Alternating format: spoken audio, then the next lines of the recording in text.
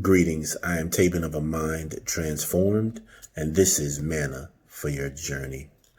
Have you ever had a friend or a family member or someone at church, social group, a coworker that you knew that had started a business, started a venture, went back to school, they did something where they overcame odds, they did something that seemed hard, and yet when you followed up with them later, they didn't complete the task?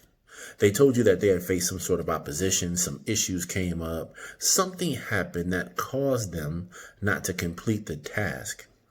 It seems like they had enough faith to start it, but not enough faith to sustain it.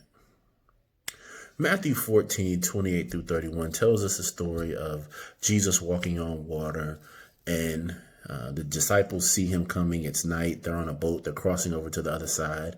Jesus remained on the side which they left while he was praying, talking to God. They went ahead of him. He comes walking towards them at night.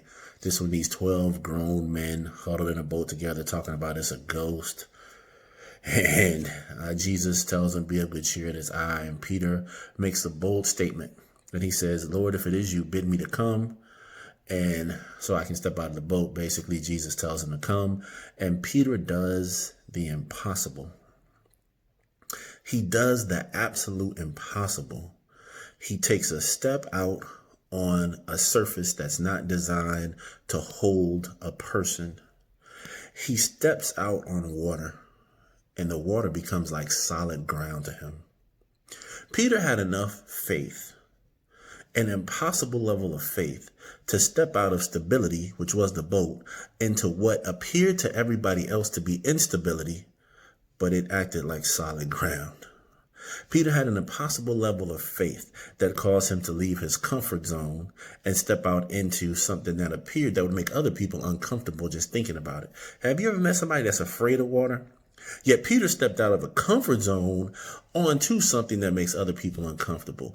Peter stepped out of the known, which he knew what the boat was going to do, into the unknown because he had faith. But as we know, Peter saw that the wind was against him, contrary, and he began to sink. He cried out, and Jesus rescued him immediately. I love that. Even if you step out and do something impossible that God leads you to do, he's not going to let you sink. You won't fail. Just be bold enough to step out. And Jesus will rescue you if need be. But Peter steps out. And when Jesus rescues him, he says something that for the longest time I just didn't get.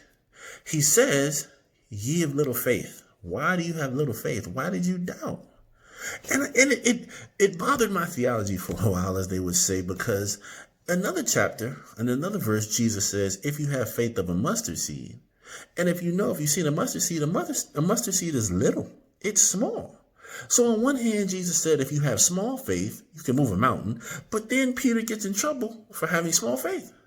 The faith of a mustard seed indicates a little amount of faith. But then Peter, because you get commended for having a little faith, because that's all you need to move the mountain. But then he gets on Peter for having a little faith and sinking.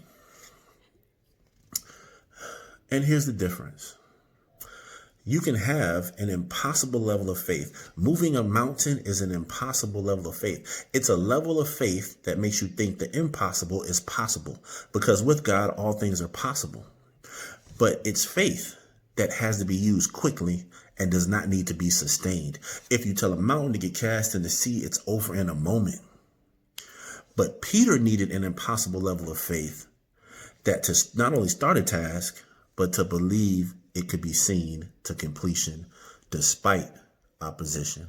Oftentimes we'll run into people that have an impossible level of faith to start something, and if everything is smooth, they'll maintain it. But the moment that there is any opposition to their impossible level of faith, they quickly abandon it.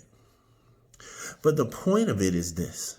You can have a high level of faith to start something, but the reason why Jesus references the mustard seed in another area of the scripture is because is your faith that starts off impossible rooted and grounded enough to grow and sustain you in the long run? This is why he says faith of a mustard seed, not the faith of a denarii, which was a small coin, not the faith of a pebble, but he uses a mustard seed because in order for it to fully bloom, it must be planted in the ground and it must take roots. You can have an impossible level of faith to start, but is that impossible level of faith rooted? Peter had an impossible level to start, but found that it wasn't rooted in anything of substance. It was rooted in the fact that as long as there's no opposition, I can do this. That's the faith God does not want us to have. Have enough belief that you can start the task.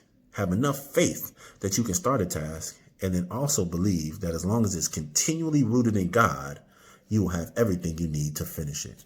Well, thank you for allowing me to share a few minutes in your day. I am Tabin of a Mind Transformed, and this has been Manna for Your Journey. Be blessed.